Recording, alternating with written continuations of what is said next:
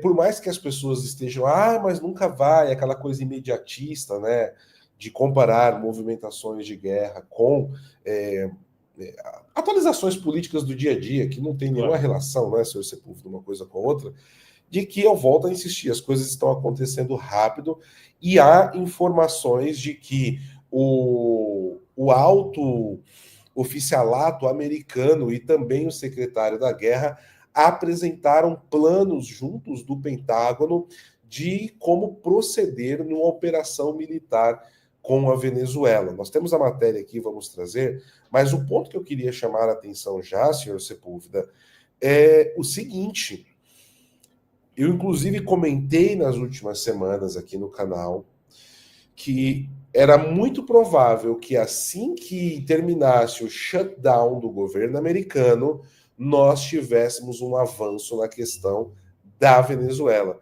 E esse shutdown, o fechamento do governo americano mais longo da história, teve fim ontem. Foi finalizado ontem e hoje Donald Trump já teve essa reunião, na verdade ontem à noite mesmo, com o secretário da guerra, o seu imediato e outros generais tratando sobre isso. Parece que a coisa não vai ficar só nisso, né, meu amigo? Olha, eu acho que até foi uma coisa que não houve oportunidade, pelo menos não teve muita oportunidade de comentar o shutdown do governo americano, porque mais do que uma manobra política, ela foi uma tentativa de abalo em todo o sistema político americano, a meu ver. Bom, mas isso acabou sendo quebrado, não foi levado mais adiante, né, como muitos democratas, e nós vimos os democratas da esquerda mais esquerdista, como Sanders e outros, o caso Cortez, etc., ficarem em desespero, mas nós temos agora isso que o Paulo diz, que é levar adiante toda a possibilidade de uma operação na Venezuela. Eu queria, Paulo, lembrar aqui também alguns pontos. Vamos fazer um raciocínio assim rápido. Por exemplo, a operação que Israel fez contra o Hezbollah foi uma operação que demorou muito tempo a montar-se, mas ela foi uma operação que decapitou toda a alta cúpula do Hezbollah, mas era um grupo terrorista. Não era um grupo terrorista que estava dominando um governo. Apesar da influência no governo do Líbano, apesar da influência no governo Pode falar, meu amigo. Apesar da influência no governo do Irã e tudo mais, não era uma organização terrorista que estava dominando um governo. Então, por que eu digo isso? Porque nós, na Venezuela, nós temos um caso muito concreto. Temos um caso que é uma organização criminosa que tomou conta de todo o aparato estatal e, portanto, não basta eliminar a cúpula dessa organização sem penetrar em todas as entranhas da política venezuelana. Mais do que isso, ali há influências de grupos guerrilheiros colombianos, há do próprio Hezbollah. Então, é um emaranhado que está ali na Venezuela e um golpe mal dado, o que é que poderia fazer com que se instalasse o caos e não se resolvesse o problema. Então, eu compreendo que há assim, uma certa ânsia, uma certa ansiedade, mas também é preciso pensar o seguinte: essa pressão militar está tendo um efeito muito grande. Já imaginaram, do ponto de vista da Venezuela, toda a cúpula da Venezuela sujeita a uma pressão diária que não sabe qual é o momento em que vai estourar as coisas? Isso deixa psicologicamente abatidos. Aí depois a pessoa precisa chegar lá e gritar peace, peace forever. É o que acontece. É o que acontece. Bom, então... Calma. O senhor conclamou, tem que vir. Please. Yes, peace. Peace forever. Peace forever. Não se pode dizer que a pessoa esteja muito calma quando ela está dizendo isso, né? Bom, Então, eu queria só fazer essa consideração e nós vamos à matéria agora. Sim, e aqui o pessoal do chat está falando, né, senhor Sepúlveda? Olha só, o Paulo Figueiredo informou sobre uma suposta fuga do Maduro no avião para Cuba hoje à tarde. Tem alguma confirmação? E o pessoal também está falando. Pessoal, ainda tudo está muito no campo do boato. Não é a primeira vez que isso acontece. Tá? A gente precisa tomar um cuidado muito grande. Essa informação surgiu. A gente já conseguiu apurar aqui Deixa eu pegar, porque antes nós até atrasamos um pouco para entrar ao vivo, porque estávamos averiguando isso. O Ivan está atuando nessa pauta enquanto estamos aqui ao vivo, tá? E o Ivan até falou, um jornalista publicou que rastrearam o avião do Maduro em direção a Havana, mas não é a primeira vez que ele dá esse tipo de barrigada. Então, a fonte que começou com o boato, a gente já conseguiu localizar da onde saiu o rastro de pólvora, né, senhor Sepúlveda, não é das mais confiáveis. Isso não significa que não tenha acontecido, mas a gente tem que tratar a informação aí com muito cuidado.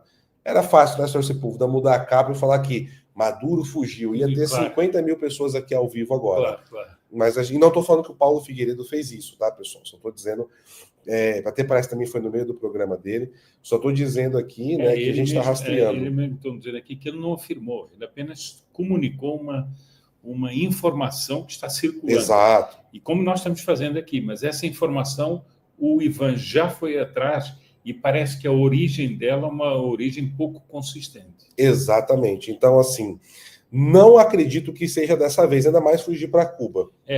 Cuba seria uma coisa... Eu estava pensando aqui, senhor Sepúlveda, eu quase fiquei 2 dias na República Dominicana. O destino mais comum é que agora meio que fecharam as portas lá. Já pensou se estivesse ainda lá no aeroporto da República Dominicana e ver se o Maduro descendo por lá, meu amigo? Meu amigo, seria emocionante. Eu estaria filmando isso em primeira pessoa. Na hora que eu entrasse no avião, pronto para decolar, eu ia postar isso. Já pensou? E o PH Vox ia ganhar um Pulitzer, senhor Sepúlveda. Exato. Mas olha, bom, enfim... Mas a gente vai tratando aqui dos dados. Pronto, eu também quero aqui dizer, as pessoas estão confirmando que o próprio Paulo Figueiredo disse que a fonte não era boa, era uma... Pronto, mas era preciso dar como nós estamos dando aqui. Né? Perfeito, então tá aqui. A Karine Chiquito também falou que o Paulo confirmou a mesma coisa. É isso, pessoal, isso é fazer jornalismo com responsabilidade, tá bom? Aqui, ó, a Lucy dizendo, ó, filma, você tinha que ganhar a fortuna pela captura. Olha, senhor Sepúlveda, ganhar os 50 milhões pela captura do Maduro não era mal, não, né? Não era mal, não. Meu amigo, eu ia criar o PH Vox Think Tank do universo, que, olha, 50 milhões de dólares dava para brincar, não dava? Já dava para começar um PH Vox a sério. Dava, meu amigo, dava. Eu já levava o senhor para os Estados Unidos, o Ivan, a gente ia montar um QG daqueles, viu? Sonhar, né? Mas bem lembrado aqui, né? Bem lembrado aqui, dava para ganhar a fortuna, né? Mas muito bem, pessoal, vamos aqui então à matéria que foi publicada pelo parceiro editorial do PH Vox, né? O Pan Post, que disse o seguinte: nas próximas horas essa matéria deve estar lá no nosso portal phvox.com.br também, tá? A possibilidade de que os Estados Unidos realizem ataques na Venezuela nos próximos dias é levantada pelos acontecimentos das últimas horas. Enquanto o porta-aviões USS Gerald Ford chega... Gostou, senhor Sepúlveda? Gerald Ford. Chega a Porto Rico, os principais chefes militares apresentaram ao presidente Donald Trump possíveis opções de operação em território venezuelano.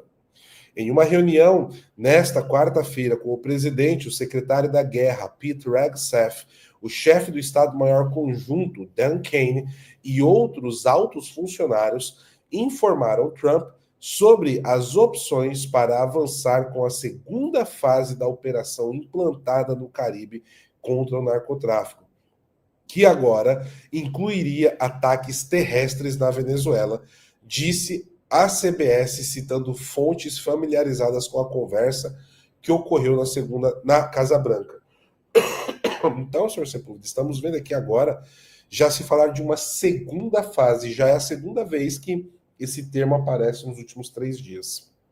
Eu acho isso interessante, eu acho que as pessoas deviam prestar atenção nessas expressões, porque isso dá a ideia de uma coisa muito mais estruturada do que parece à primeira vista, né?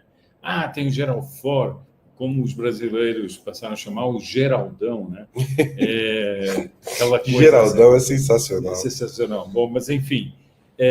E agora fala-se de uma segunda fase. Eu queria lembrar aqui o seguinte, que como o Cartel de Los Soles e, por consequência, o Trem da Aragua tomaram conta de todas as instituições da Venezuela, nós temos quartéis, temos portos, temos aeroportos, temos instituições de todos os tipos colaborando com o crime organizado.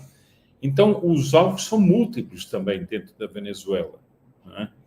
E nós não podemos esquecer da própria reação que teriam certas facções dentro das próprias Forças Armadas da Venezuela. Perfeitamente. Pessoal, me confirmem, eu fiz uma mudança aqui nos microfones, se o áudio tá bom. Por favor, vamos lá. Continuando aqui com a matéria, meu amigo. Entre outros detalhes que surgiram na reunião, os informantes especificaram que a comunidade de inteligência colaborou, fornecendo informações necessárias para lançar os possíveis ataques na Venezuela que ocorreriam nos próximos dias. Também foi esclarecido que tanto a diretora de inteligência nacional, Tulsi Gabbard, quanto o secretário de Estado, Marco Rubio, não estavam presentes porque a primeira estava voltando de uma viagem ao exterior e o segundo está no Canadá, como parte da sua participação na cúpula do G7. A CBS diz que tentou obter comentários oficiais, mas os porta-vozes da Casa Branca se recusaram a comentar sobre a reunião, e um porta-voz do Pentágono se recusou também a comentar. É importante o seguinte, nós vamos ver uma notícia que tem a ver com o G7, porque a reunião do G7 ela foi centrada em boa medida, houve uma parte, pelo menos, centrada na Operação do Caribe. Portanto, a participação do Marco Rubio, ali representando os Estados Unidos, era crucial para os Estados Unidos e para essa operação. Nós já vamos ver isso. Porque senão parece que, digamos assim, que Marco Rubio estaria um pouco por fora. Não, ele estava numa operação diplomática extremamente ligada e extremamente importante. Pois é. E aqui, né, finalizando a matéria, a mídia dos Estados Unidos está deixando claro, né, a todo momento, é que, abre aspas, uma decisão final ainda não foi tomada segundo essas fontes, né?